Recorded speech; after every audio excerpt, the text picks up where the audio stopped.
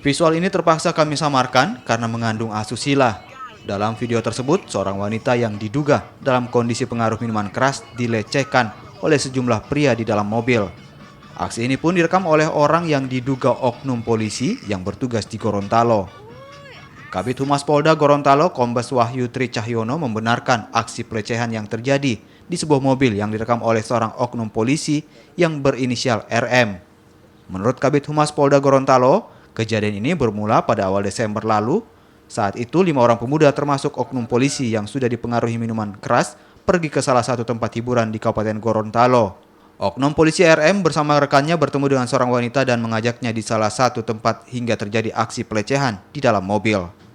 Ini bukan polisi ya, bukan oknum anggota polisi. Namun yang melakukan perekaman ini memang oknum anggota Polri. Namun statusnya adalah disersi.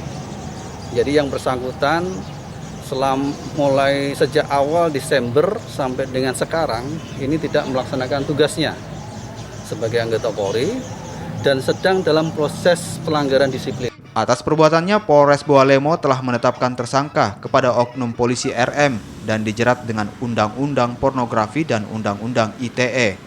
Sementara itu, keempat pelaku lainnya yang melakukan aksi pelecehan masih dalam pemeriksaan polisi. Mamat Kaida, Kompas TV.